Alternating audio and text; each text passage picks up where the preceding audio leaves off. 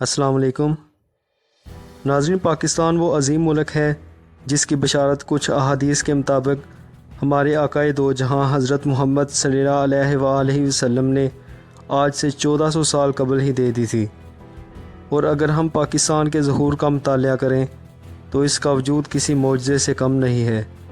یعنی ایسی مشکلات پاکستان کی آزادی میں رکاوٹ بنی جن کا اندازہ کرنا بھی مشکل ہے۔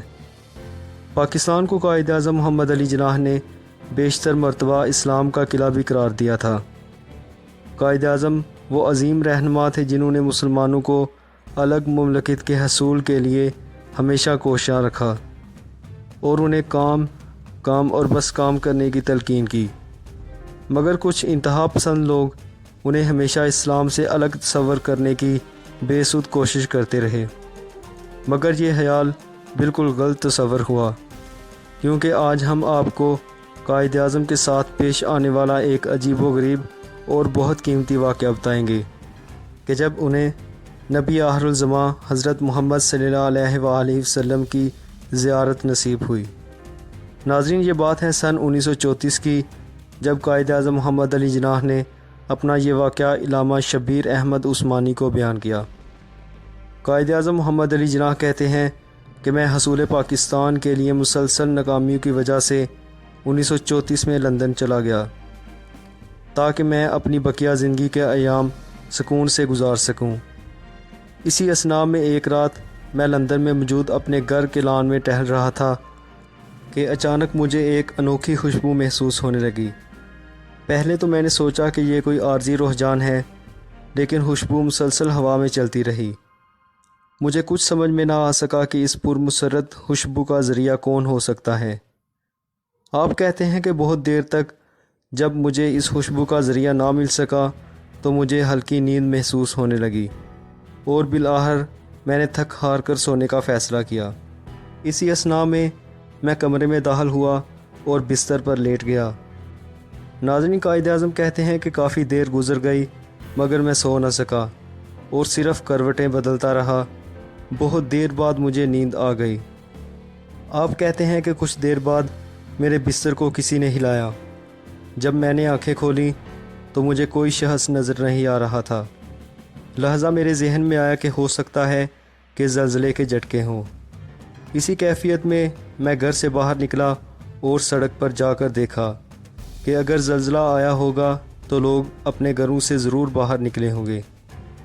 ناظرین، آپ کہتے ہیں کہ سڑک بالکل ویران تھی، لہذا میں وہم سمجھ کر واپس کمرے میں آ کر بستر پر سو گیا۔ دوسری دفعہ بھی ایسا ہی ہوا۔ بستر کو کسی نے دوبارہ ہلایا اور میں دوبارہ کمرے سے باہر نکلا، لیکن مجھے کوئی چیز سڑک پر نظر نہیں آئی اور پھر میں بستر پر آ کر لیٹ گیا۔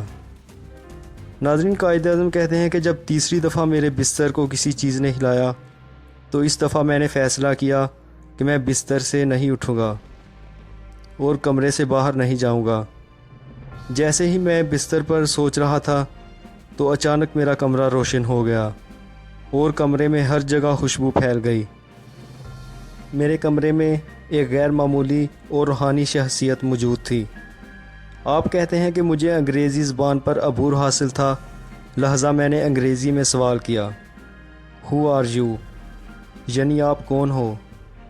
آگے سے روحانی شخصیت نے جواب دیا، "I am Prophet Muhammad, peace be upon him.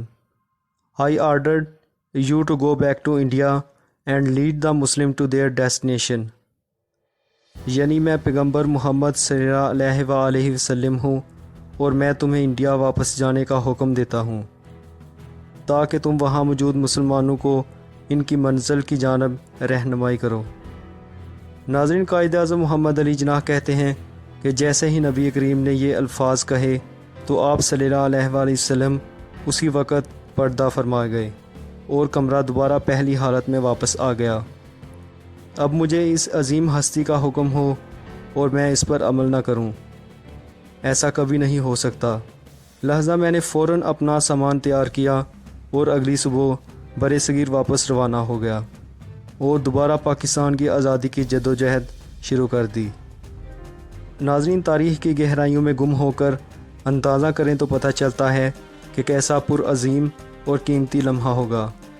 اللہ سے ہماری دعا ہے کہ ہمارے ملک پاکستان کو ہمیشہ قائم اور دائم رکھے۔